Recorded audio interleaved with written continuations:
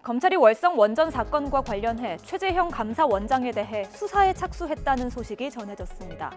일부 시민단체들이 지난해 11월 최 원장이 탈원전 정책을 공격할 목적으로 산업통상자원부에 대한 표적 감사를 벌였다며 검찰에 고발했는데요. 고발에 앞서 국회에서도 관련 논란이 일기도 했습니다. 들어보실까요?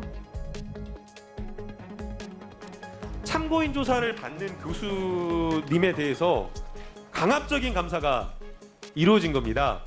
있을 수 있는 일입니까? 어떤 목적을 가지고 감사했다, 이런 거에 대해서는 저희는 동의할 수 없고요. 검찰이 최근 참고인 조사를 진행한 것으로 알려지자 보수 언론들을 중심으로 검찰이 최 원장에 대한 수사에 착수했다, 최 원장이 경노했다, 야권 대선 후보로 거론되는 최 원장의 결단이 임박했다는 등의 기사가 쏟아졌습니다. 국민의힘은 야권 대선 주자의 싹을 자르려는 것이라며 최 원장을 지킬 것이라는 반응을 보였는데요.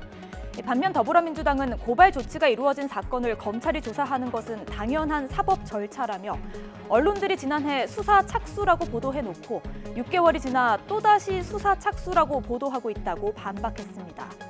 국민의힘을 향해서는 문재인 정부가 임명한 인사가 아니면 내세울 사람이 없느냐고 비꼬았는데요.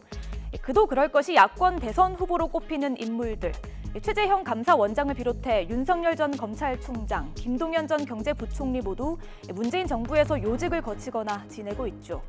최근 김종인 전 국민의힘 비대위원장이 연일 김동연 전 부총리를 띄우면서 윤석열 전 검찰총장에게 서운한 감정이 있는 것 아니냐는 관측도 제기됐습니다. 들어보시죠.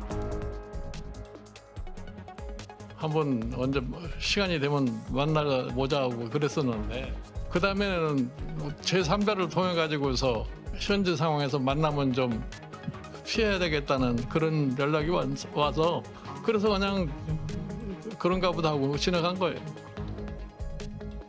네, 정치권에서 이른바 말을 갈아타는 일 심심치 않게 볼 수 있습니다. 참여정부에서 행정자치부 장관을 지냈던 박명재 전 의원은 새누리당에서 재선 의원을 지냈고요. 참여정부의 정보기관 수장이었던 김만복 전 국정원장은 지난 2015년 당시 새누리당 팩스 입당으로 논란을 일으키기도 했습니다. 하지만 새누리당의 입당 사실을 숨긴 채 새정치연합 지원 활동을 벌여 결국 제명됐죠. 당시 상황 보실까요? 광범위하게 새누리당 당원으로서 해서는 안 될 행위를 저질렀다는 제보를 해왔습니다. 저는 새누리당이 저 입당 신청서를 접수하면 일정한 심사 절차를 거쳐 저에게 당원 자격을 부여하는 줄 알았습니다. 저를 불러가지고 입당 동기나 활동 계획 등 여러 가지를 알아보고 최소한 저에게 입당 사실을 통보해 주지 않겠냐. 그리고 박근혜 정부 시절 청와대 공직기강 비서관으로 일했던 민주당 조응천 의원은 문재인 대통령이 민주당 대표였던 지난 2016년 20대 총선을 앞두고 영입했습니다. 조 의원의 입당 당시 모습 보실까요? 최근 더불어민주당에서 저는 희망을 보았습니다. 처절한 반성과 혁신을 통해 새로 거듭나고 유능한 경제정당으로 변화하려는 노력을 보았습니다.